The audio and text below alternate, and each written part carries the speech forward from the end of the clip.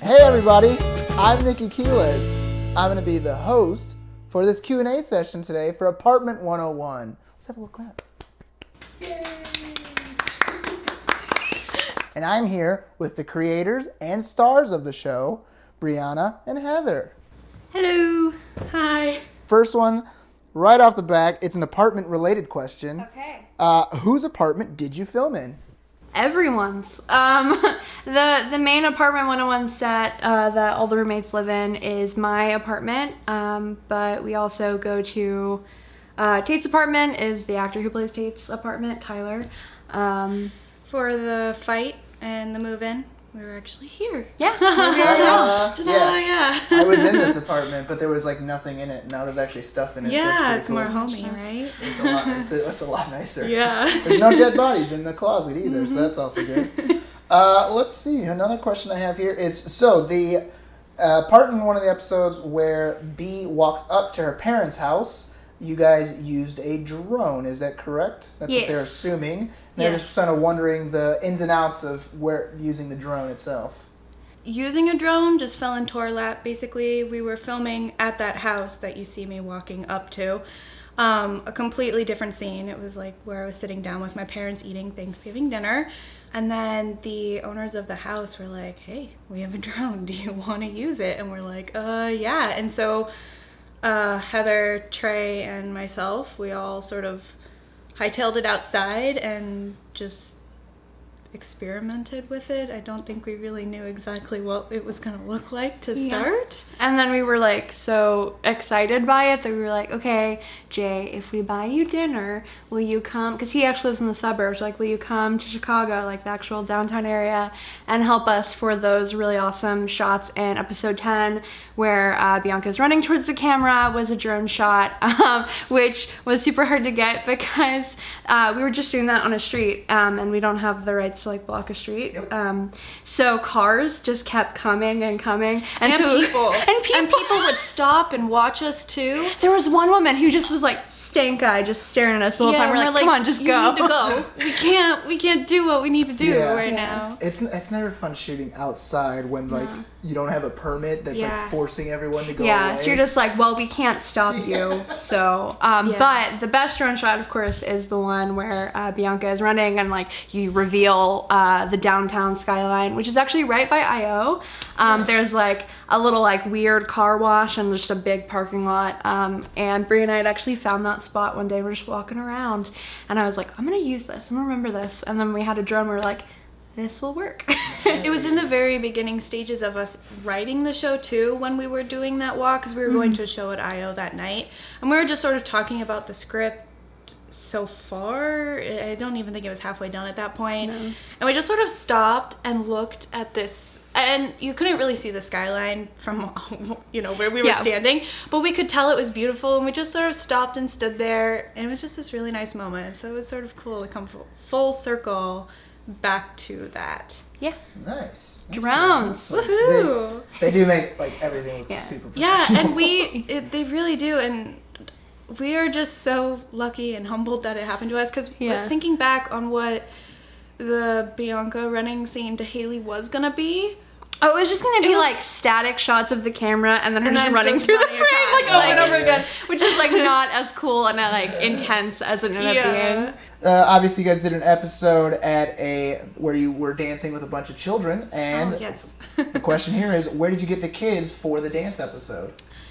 So we put out a casting call originally, and it didn't get any bites. We just put it on like the Chicago Artist Resource page, and like no answers. But then one day, so there's these like casting websites that'll like find casting calls on other websites, and then just on their own create an ad on their website for it. So we got an email from this website called like kidscasting.com. It was like, hey, we saw your casting call and we took the liberty of creating it. Just hit publish and it'll be there for you. So we ended up being like, why not?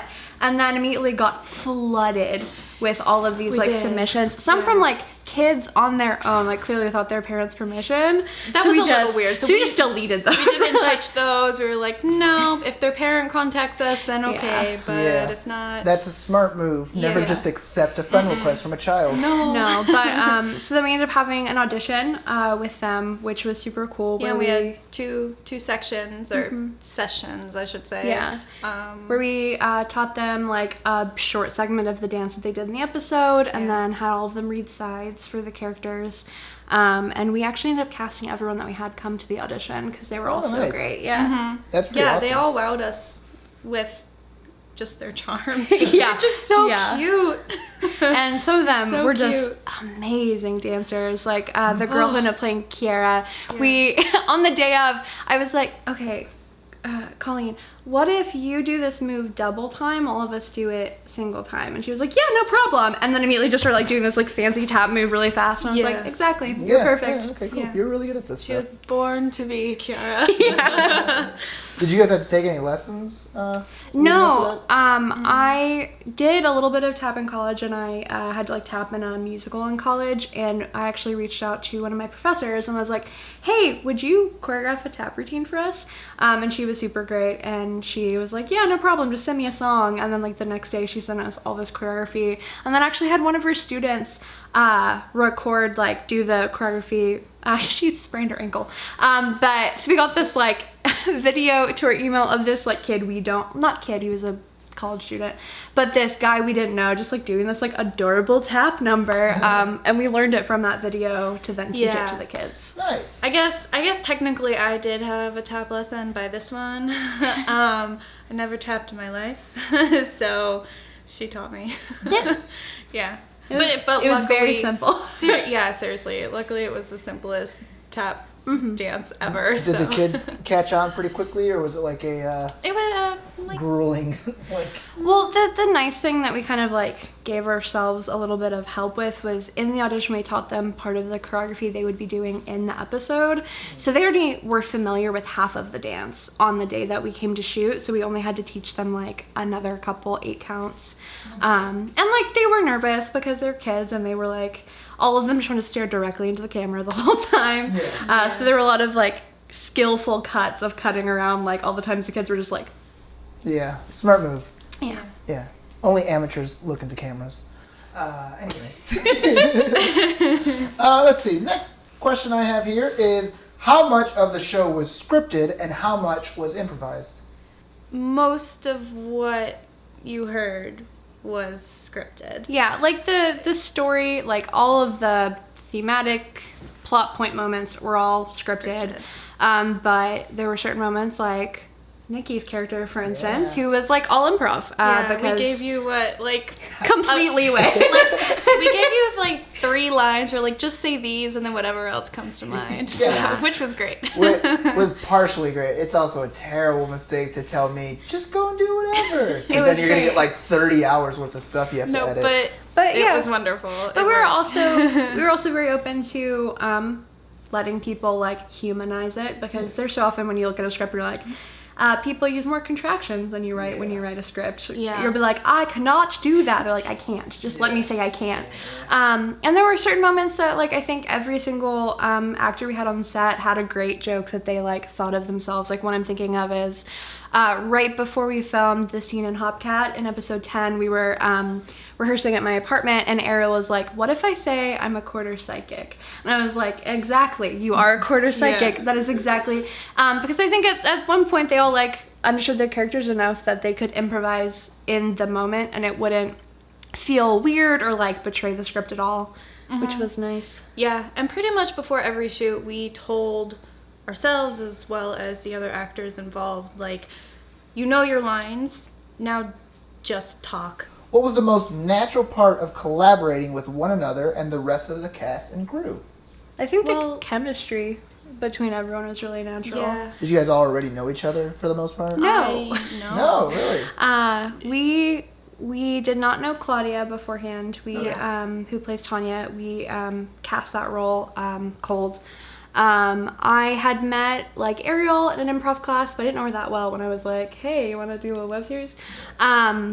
But there were a lot of people that happened to be in Chicago that I knew that Bree was like meeting for the first time. Yeah, so like at first when we were writing it, we were talking about casting calls that we would hold and stuff, and then I'd get a text from Heather being like, oh wait, hey, I know someone who could play this, and I'm like, okay, great. And then 2 days later, oh hey, so actually I know someone who could play this character, and I'm like, okay, great. I just take a lot of improv classes. No one. Yeah, which is great. But I knew no one, so I was she basically cast the whole show by people well, basically. Yeah.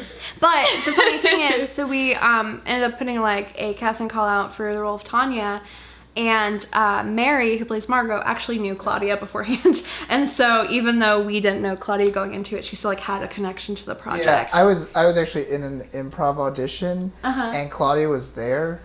And then, like, I watched the first episode, and I was like, hey, that's that girl from that audition I was in. Yeah. Small world. It was a small world. But, yeah, and then I think for the chemistry with us, it started back in England when we were studying abroad together. And just, like, fast friendship and talked about this project, not knowing what it would be yet, but ideas would bounce back and forth all the time. So I think that just sort of rolled into this project as well. And I think we just got lucky with having a really great group of people who were all really nice and like on board for like just playing and having fun and spending hours on a set for like the one good take. And so I think like the collaboration with everyone was always like really chill. Like there was no stressful set besides like, okay, we only have this many hours to be here, we gotta get done, we can't joke the whole time. But I mean, when I was here, I was like, oh man, we got very little time, and then all of a sudden we were finished, and I was like, oh, we're 4 hours early. That never happens. That See, was so by nice. that point though, You guys we were overscheduling. That's the word, overscheduling ourselves. In the very beginning, we were not aware of the concept of time and how long stuff would take, but by the end we were definitely overscheduling ourselves, but I think we did that on purpose towards the end too, just in case. But yeah, we started finishing quite early at least an hour early for all of our shoots, which is, you know, nice. It's nice to tell people you get to leave early as opposed to sorry guys, you gotta stay here like sorry, 2 hours. we're going till 3 a.m. on Sunday. I've been on sets where it was like 4 or 5 straight days of like, sorry guys, we gotta stay here like 4 more hours, and you're just like, what? No, I don't want to be here anymore. I like you guys, not that much. Let's see here. The next question is, obviously season 1 is done. Do you guys plan on continuing to show for multiple like seasons in the future? Yes. Yeah, for sure. We do. We have already talked about season 2. Already writing it. Already starting to write it. Yeah, we starting have to shape the plot. We have an outline in our Google Docs. Google Docs outline. And she keeps texting me ideas like every single day, which is great. Just every time you take a shower, you get an idea for something. So, and I shower daily because I'm a weird. Clean human. So I like to be clean, and also I need to have ideas. So just shower and think. Yeah, but yeah. So I mean, we have plans for season 2. Yeah, and we're planning on trying to like challenge ourselves and increase the scale, challenge ourselves like writing wise. We're planning to make the episodes a little bit longer instead of, because when we wrote season 1, we were like 10 minutes tops. 10 minutes tops, which did not happen. No. Some of them ended up being a lot longer than that. Although some of them we thought would be longer. Oh, I was convinced the finale was going to be half an hour. Yeah, and then it was like 18 minutes. 8 minutes, and we're like, what? Yeah, but that doesn't make sense. So in our minds, it's so much longer. But we just want to challenge ourselves to like bigger shoots. Like we proved to ourselves we could pull off a lot of stuff in season 1. So like let's go bigger. Let's have some bigger location shoots, some bigger story moments. We also, in wanting to make the episodes longer, we're like, we can really focus on all these amazing characters that were like played by all these wonderful people. Like all the other women in the show are so funny and so great. And in writing it, we didn't know who was going to play them, so we didn't give them as much to do because we were like, well, what if we can't find anyone? But now we know we have great people, so... And they're all on board too, which is great. Do you see yourself in the character you play, and if so, how much? Well, yeah. I mean, you guys wrote it, so it makes sense. I think when we started writing it, you write what you know, so we wrote the characters to talk like us. Well, and also, like, the main, like, beginning premise was that they end up bonding because they both have allergies, and that's a real thing. Like, I actually have dermographia. Bree is allergic to every food in the world. And so, and the summer before I moved to Chicago, we both had, like, horrible allergy summers, and we were joking about, like, what if you do, like, one of those shows where it's, like, hot girls living in a city, but they have allergies, so they can never go out. So they had to live in a bubble, which is not what we wrote, but, like, that was, like, the first beginning. So there's definitely that. And so, but I mean, our characters took a turn on the paper that are not us. Yeah. Which is good. I mean, I don't know if that's important for people to know. Yeah. I hope people know that they are characters and not us. I'm just going to assume everyone can assume you didn't nearly kill yourself by eating an apple I in did real not life. know. Although, when I was there on that film set, and everyone was like, I did take a... she is I actually know. allergic to apples. And I was scared for you. I She know. spit it out right after. Yep, we had a plan. I had a spit bucket at my feet for everyone if they're curious. But I did take a bite of that apple, and I haven't had a bite of an apple in so long. And all I wanted to do was eat the apple afterwards. It tasted so good. Oh, it was all I could do. But yeah, that. But yeah. You don't want to do that. I have a question. In season 2, will you guys have an actual episode in a bubble? I don't know. Not currently on the docket, but you know we're not going to give You anything guys don't away. want to do Apartment 101 : Bubble Girls? Bubble girls. Their allergies take a turn for the worse. Like real bad. Just for a day. Just for one day. Let's see here. How much time did it take you to write the scripts, and how much did they change in the filming process? It took us 3 months to write the script. We started February. We started like at the very end of February because we both didn't have jobs. We met in a coffee shop and started like naming the characters and kind of like getting an idea. And then we wrote up to episode 6, 7, and then we're like, okay, no. We are here too fast. We need to like go back and like scrap stuff, and like we actually didn't originally have so episode 7 in the season is Tate's birthday party, like a big fun birthday party episode. Originally that was not in the show. We originally had episode 6, Bianca's big episode, and episode 8, Haley's big episode, right next to each other, but they're both really heavy episodes. And so we're like, we need a break in between those two. So we were like, what is the most fun thing you can do? Have a big party. So we kind of like went back to the start and like helped ourselves like lay the like, you know, breadcrumbs to like what we needed. So we'd gotten to like the point where they're about to like have their big fight, and we hadn't even made it like firmly clear they were looking for a new apartment together yet. And we're like, oh, whoops. Yeah, so I mean, I remember that day we sat down in the coffee shop, you opened up your laptop and you're like, we need to delete everything. And I was like, everything? She's like, everything. Well, we deleted Haley's episode entirely because we started that one. But I think we just like opened up new Google Docs for like all the episodes that were written already and just started fresh and copy and pasted what we did like over, but basically we did a full-on rewrite. Yeah. And then from like taking it from the page to screen, it was fairly similar. There were some things where we episode 9 we actually cut a big scene out of it originally in the script. Oh yeah, we did. So Haley and Bianca have their big fight. Landlord comes in. You want to sign the thing? And then there was this scene where Haley and Bianca have gotten back to the apartment, and Haley's like hurriedly packing up all her stuff to move out, and Margot is recording a podcast, and Tanya's there, and Bianca's just like hurling insults at Haley while she's trying to like pack up and leave, and it's like played for comedy because Margot's like telling her to shut up, and like they're just like whisper fighting. And then from there it ended up with Haley going to errands and being like, can I stay here for a while? But we went and looking at her like, we need to cut this. Like, we don't want to undermine the power of the scene before it by being like, and now we have to be funny. Like, we realized we could trust the show to like have a very like emotional, intense scene and then not immediately cheapen it by being like, no, let's do it again, but funny. Yeah. So I think that was a major change. Yeah, and we did a lot of quick rewrites actually while we were filming. I mean, there were a couple times actually episode 9, our fight, the night before, we rewrote the fight. What is something you wish you had done differently, if anything at all? I wish I'd had a spit bucket when I ate all those donuts in episode 8. You ate all of them legitimately? We did not have a spit bucket, Damn. and I ate a lot of donuts. I just took a bite of a bunch, but even a bite of that many makes your blood sugar go real high, and I was like weird that day. I was just like super out of it, and that's when we were like, always have a spit bucket, like never don't have a spit bucket. We planned to have a spit bucket, and I don't know But what then happened. we didn't. I think it was because we were in a rush because we were filming that scene in the summer, but it was winter, and so we were having to film it quick when there were no people in summer clothes walking behind us in Yeah. public. It was quite a warm day too, and you had a heavy Yeah, coat I on. was also wearing a heavy coat while eating too many donuts. It was just, that was a bad day. Shoving donuts in like a down coat. Yeah, when it was 85 very degrees. warm, just sun beating on you. Let me think of other things.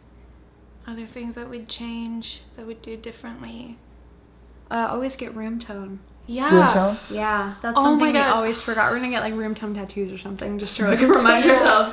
Get room tone. We would always forget. Yeah. But we'd talk about it all Yes, the time. like, guys, do not forget to get room tone. Even like moments before shooting, we'd say room tone, and then Forget. someone would call action, and that would be the rest of it. Like we Yeah. would never get it. So that's something that we need to keep in mind for the future, and I wish we could go back and change. So, episode 5, the children, top class, the instructor, Tate, he was not there with the Oh. kids. The day, like the week before we were supposed to film that, he texted me and was like, my work didn't give me the day off. And so he couldn't be there the Stupid day with jobs. the kids. So what we ended up doing was the day, because we'd booked the studio for 2 weekends. The first weekend was the audition, and the second weekend was supposed to be filming.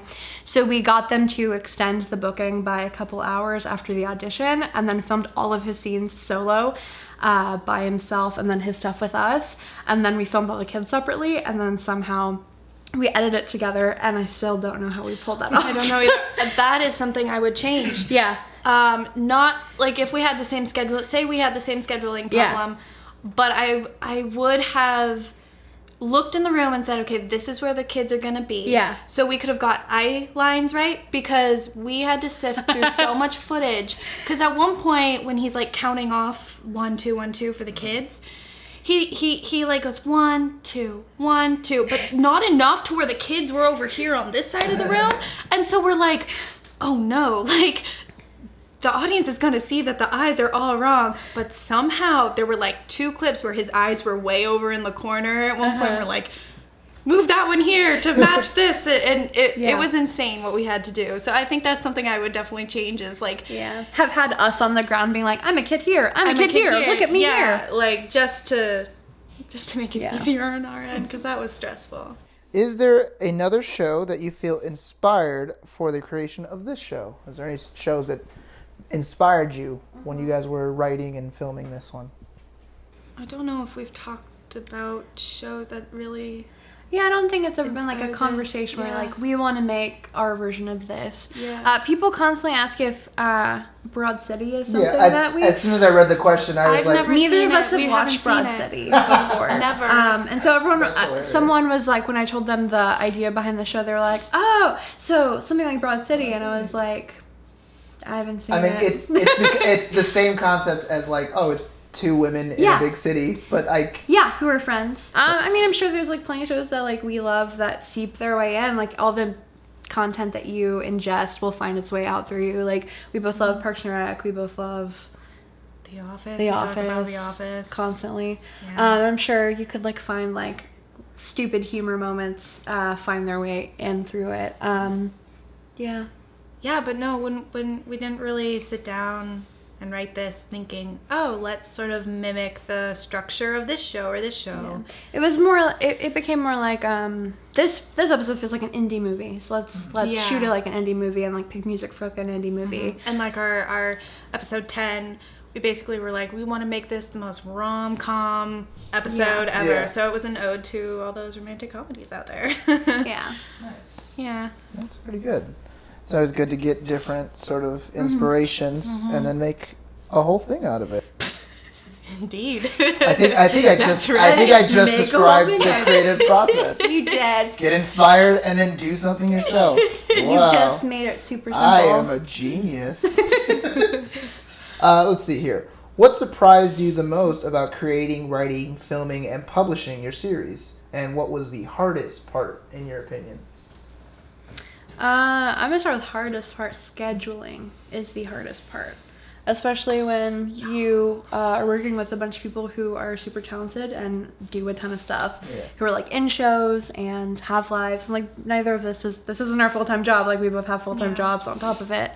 So there were many days where we were staring at our like Excel spreadsheet, call sheet, and just going, how are we going to, especially the New Year's Eve party. We never thought that was going to get scheduled. We sent, there were probably like 30 emails in the chain of us emailing the main cast members and being like, how about this day? Does this work for everyone? And then it would be like, great. And then one person, but it was never the same person who had the thing. So like you couldn't be mad at anyone. I get it, but this is stressful. Yeah, so stressful. That also happened with us for filming episode 7, Tate's birthday party. Trying to find a date that everyone could be there. Anytime you've got like an extended shoot where you need the whole cast is more stressful. But those are the most fun episodes because you get to like get everyone there and you've got such a nice like camaraderie on set. So it's like worth the stress, but there's a lot of stress getting you to that point. What surprised us? I had many different moments where it was just like, whoa, we did this. Like after we finished writing, we were sitting in your apartment on the floor. Yeah. And we got up and we jumped around. We like put our computers on the floor and we just jumped. And it was like this I would say it was a surprising moment because it finally, like in that moment was done. Like that portion of this project. And I mean, though we always knew it would be done, I think while writing it, it was like, gosh. Well, where is the end line for also us? so many creative projects, like they're in that stage forever. They're like being written forever, and they're always like the thing in your drawer that you pull out, or like maybe we'll do it today. So it was like super exciting to do that. I think one of my most surprising things is like how just giving and kind so many people are. Like so many people who we would like approach to like ask to be a part of the project, and they would be like, yes, hell yes, immediately, which was so nice because we were like, we don't have anything to show you, like we've just started. It's not like we have like a reel that's like, look at how great we are. Now we've got some stuff to show people. I'm filming at Hopcat like over and over and over again. That's a nice bar. Like the general manager was just like, yeah, of course you guys can film here, and just let us use the back room on a morning when they were like slow. And so I think it's just kind of like overwhelming and surprising how nice people are and how much people are willing to help you when sometimes when you're just finished writing and you're looking at this monstrous project, you're like, how will it get done? And then eventually it does. Let's see here. You guys sort of answered this a little bit, but it's which actors from season 1 will be returning for season 2, and is there any other kind of characters you guys had ideas for? Yeah, so everyone that you saw in season 1, we want to bring back in some way in season 2. I mean, especially the like main girls, they'll be there. And we have a landlord that'll, something just breaks, pop we'll in see him for no damn reason. I mean, we have ideas already, so we do. Have like an episode where I just walk in and you guys are like, why are you in my apartment? That has been talked I don't about. know. See you guys later, and I just walk away. But yeah, we've got characters that we want to introduce. Like we talked a lot about Haley's sister in season 1, and we're planning to have her be a big part of the first half of the season of season 2. So we'll be casting that role, which will be fun to.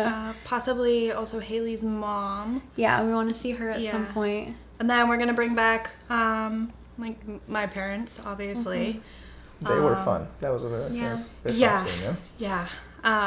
So we're excited to have them back. Well, we don't exactly know what the interaction will be this time, but we know that we want Bianca's parents back in season 2 for more than probably just an episode.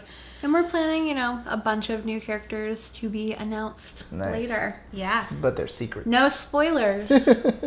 How are you getting the word out for these past couple of episodes? How have you guys kind of been spreading the word? Yeah, we have a Twitter. We also have an Instagram specifically for the show. So yeah, we manage those as well as put the content out on our personal ones. So what that makes 1, 2, 3, 4, 5, 6, 7, 8, like 8 profiles. Yeah. Social media is daunting. That's actually kind of perfectly segues into this question. It was asking about funding and sponsoring and how you guys were able to make this money for this season, as well as what will you be doing to make money for next season. Yeah, so we did the Indiegogo campaign in the beginning, which was amazing. Yeah, our goal was $1,000 and we got $2,600. Damn. Yeah. Within the first week, we had already gotten $1,000. Yeah. That's awesome. It was bonkers. Like because you get an email from Indiegogo every time you get a new donation, and you set up like the high donation spots, and you're like, maybe someone will donate $200. But we actually had like 7 people who did the highest donation level, and then a ton of people who did 100. And so we just kept getting these emails rolling in, and we're like, wait, what? Like, who? So we definitely were very floored by that. We're going to do an Indiegogo campaign for season 2 as well. We're going to be asking for more money because, gotta bigger and better. up the budget. Yeah. Gotta do some bigger stuff. And we have some different equipment that we want to get actual lights. This is lit by IKEA lamps. Yeah. We would real lights. Yeah. They're doing a pretty great job. Yeah, I mean, they've done us a solid, but it'd be really nice to have the thing that takes real. the thing that takes you the next level, yeah. That makes it look a little bit more professional. I have ran out of questions. I ran out of questions. You did it. There's nothing else to say on that one. I've had a blast today. Yeah. I had a blast being a part of the show. Thank I had you. a blast watching the show, and I will have a blast when the show comes back. Season 2. Season 2. Be prepared. Season 2. Yeah. So that was the Season 1 Q&A of Apartment 101. I've been Nikki. This is Breanna and Heather. Thank you so much, everybody. Have a good rest of your night. Bye. Bye. Bye.